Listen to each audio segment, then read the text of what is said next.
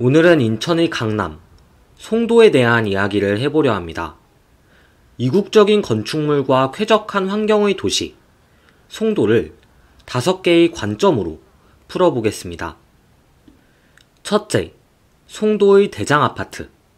둘째, GTX-B. 셋째, 국제도시. 넷째, 센트럴파크. 다섯째, 향후 전망입니다. 첫째, 대장아파트입니다. 일단 전통적인 대장아파트는 더샵 센트럴파크입니다. 1차, 2차, 3차로 구성되며 1, 2차는 센트럴파크 기준 오른편에, 3차는 왼편에 자리하고 있죠. 또 1, 2차는 2011년식인데 반해 3차는 2023년식으로 막 입주를 마친 신생 아파트입니다. 3차의 가장 뚜렷한 차별점은 바로 역과의 거리인데요. 1, 2차는 센트럴파크를 지나야 역을 이용할 수 있지만 3차는 인천대 입구역과 거의 붙어있죠. 다만 여전히 송도의 상징적인 건물은 센트럴파크 1차, 2차입니다. 디자인 역시 굉장히 인상적인데요.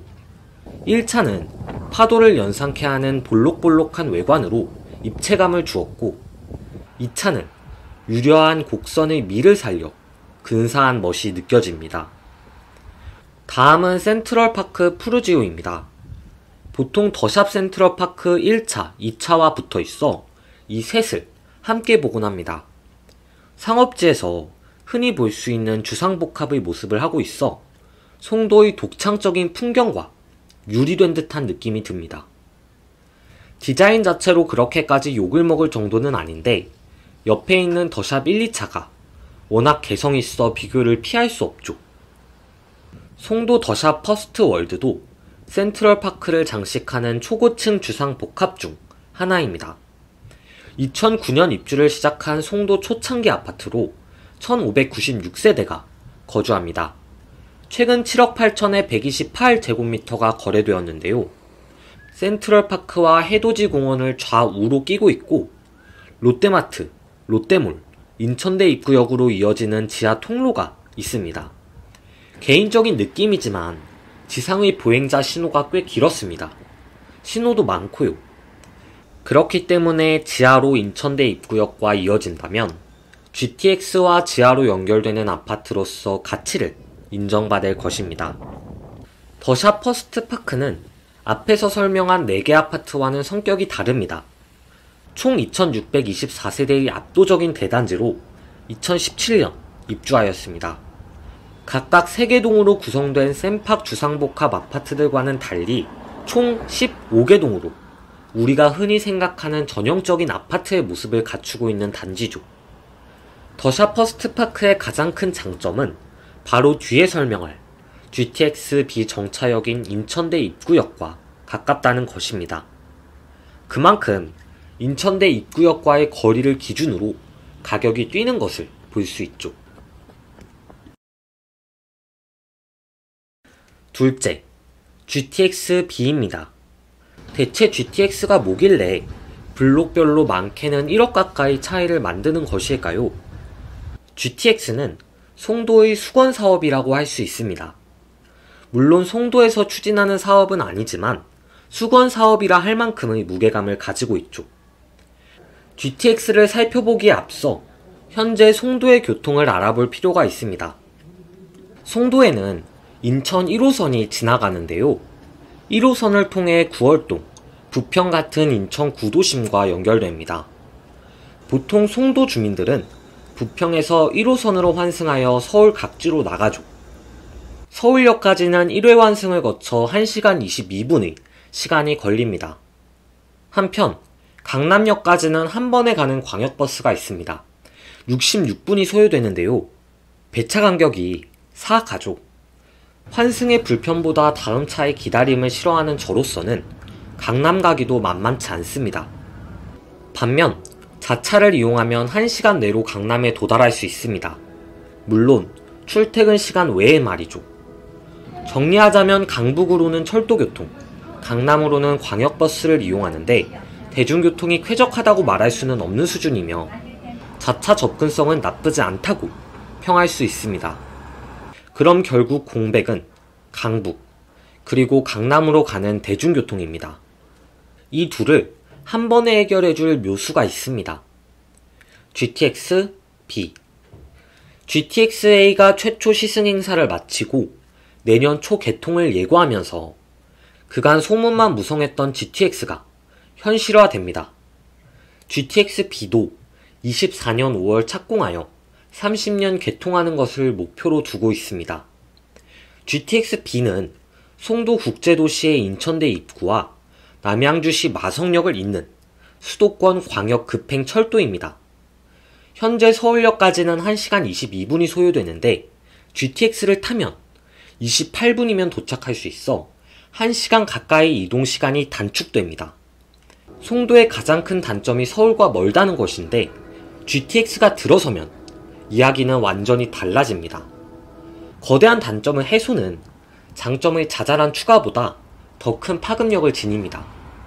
그렇기 때문에 송도의 중심은 인천대 입구역이 될 것이며 송도에서는 인천대 입구역으로 더 빨리 도달할 수 있는 단지의 가치가 높다고 말할 수 있죠. 그 가치는 GTX 착공, 완공 전후로 더 큰 프리미엄을 부여받을 것이고요. 셋째, 국제도시입니다. 경제 자유구역으로 지정된 송도 국제도시는 마이스 산업에 최적화된 국제 업무지구를 목표로 만들어졌습니다. 포스코타워, 송도 컨벤시아, 체드위 국제학교 등이 송도의 국제성을 보여주는 대표적인 시설이죠. 종종 귀에 들리는 이국적인 언어와 거리에 휘날리는 다국의 국기. 언뜻 보기에 송도는 국제도시로서 위상을 갖추고 있는 것처럼 보이지만 외국인 비율은 또 다른 이야기를 해주고 있었습니다. 인천경제청 자료인데요. 전체 인구 20만 3,513명 중 외국인은 고작 4,838명. 비율로 따지면 약 2%에 불과합니다. 국제도시 치고는 수치가 미미하죠.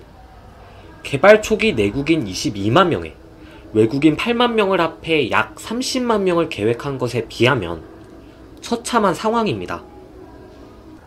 그렇다면 송도는 겉모습만 국제도시가 아닌가 하는 의문이 남을 수밖에 없습니다.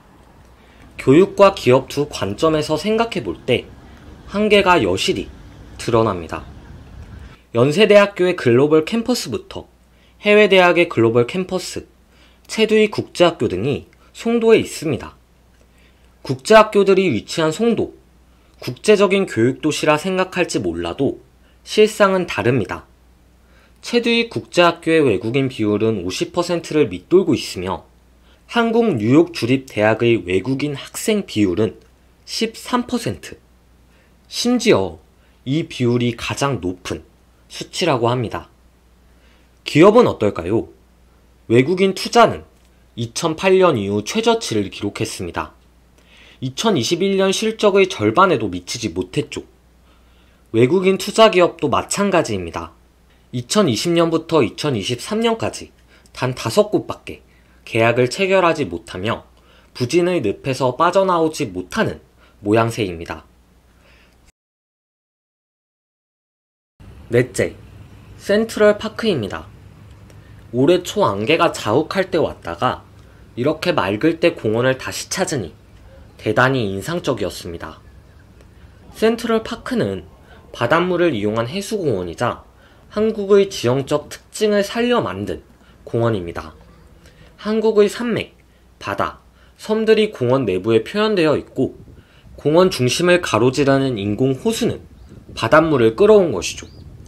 주말이면 이 호수가 보트들로 가득 차는데 그 여유로운 분위기가 참 좋습니다. 센트럴파크는 고층 건물이 즐비한 송도의 중앙에서 자연과 문화가 공존하는 쉼의 장소로서 기능하고 있습니다. 예술공간 트라이볼, 전통문화의 한옥마을이 위치해 있으며 올해 6월에는 국립세계문자박물관이 개장했습니다.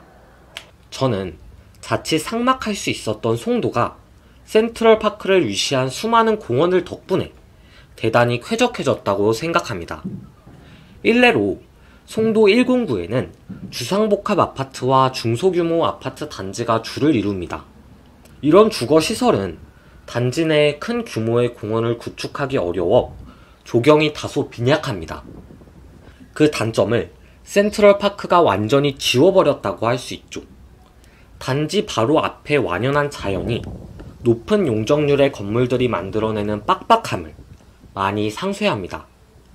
거기다 공원 안팎으로 완성도 높은 예술과 문화시설이 갖추어져 있어 주변 주민들의 주말이 한층 풍요로워집니다. 다섯째, 향후 전망입니다. 송도는 11공구로 이루어져 있으며 제가 주목해서 본 곳은 센트럴파크가 있는 송도 1공구입니다. 송도의 중심인 국제 업무지구로 상징성이 크지만 다른 공구들도 각각의 특징이 있죠. 그럼에도 모든 구역을 관통하는 키워드가 있습니다. 바로 GTX와 국제성. 송도의 가장 큰 약점은 서울 접근성입니다. 특히 철도로는 인천 1호선밖에 지나지 않아 서울로 나가는 것이 대단히 불편하죠. GTX-B가 개통하면 이 약점이 상당 부분 해소됩니다. 결국 맹점은 GTX의 시종착점인 인천대 입구역과의 접근성인데요.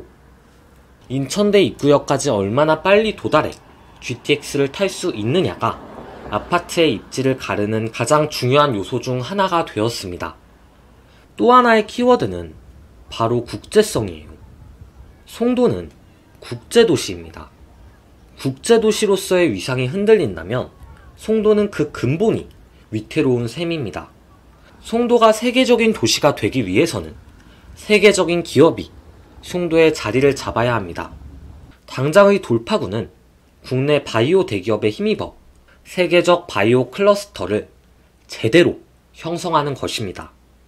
지금 송도에는 삼성 바이오로직스, 셀트리온, SK 바이오사이언스, 그리고 롯데 바이오로직스까지 국내 바이오 대기업들이 집결해 있습니다.